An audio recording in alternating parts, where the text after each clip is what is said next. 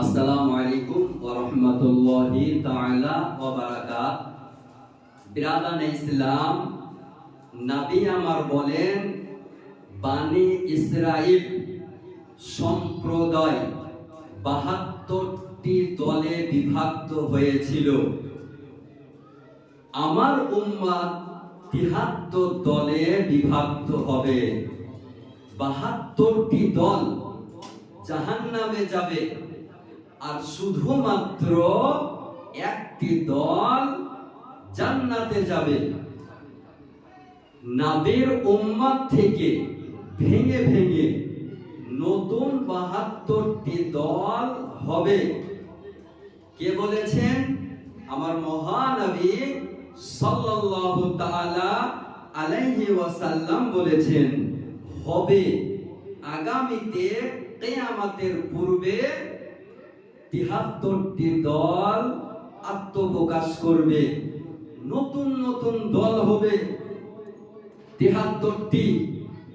আর এই ৭৩টি দলের মধ্যে ৭২টি দল জাহান্নামে যাবে, আর একটি দল জান্নাতে যাবে। নতুন নতুন নাম হবে।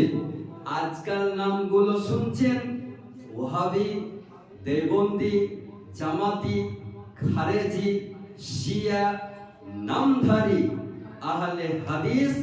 এর আগে এসব নামগুলো আপনি শুনেননি। এই যে নতুনত্ব নামে, নতুনত্ব দলে আত্মপ্রকাশ করেছে, এরাই হলো জাহান্নামী দল। এদের দলে যাওয়া মানে জাহান্নামে যাওয়া। আর আহলুস সুন্নাহ ওয়াল জামাতের দলে থাকা মানে জান্নাতে যাওয়া, দলে থাকা। নাজাত প্রাপ্ত দল হলো একটি, মুক্তি প্রাপ্ত দল হলো একটি, আর সেটা হলো আহলুস সুন্নাহ ওয়াল জামাত। আর এই যত রকমের নতুনত্ব দল, নতুনত্ব নাম বেরিয়েছে, এরা সকলে জাহান্নামী দল। এসব নাম আপনি আগে কোনোদিন শুনেননি, নতুন নতুন শুনছেন।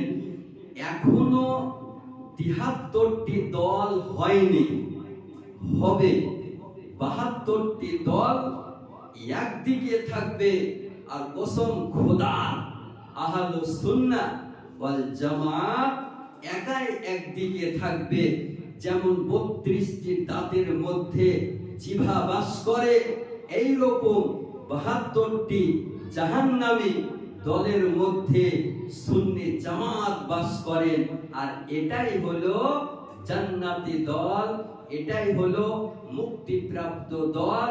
এ আহলে হাদিস, নামধারী, ওহাবি, লামাজহাবি, দেওবন্দি সব নতুনত্ব নামে, নতুনত্ব দলে আত্মপ্রকাশ করেছে। এদের দলে যাবেন না। এদের দলে যাওয়া মানে জাহান্নামে যাওয়া।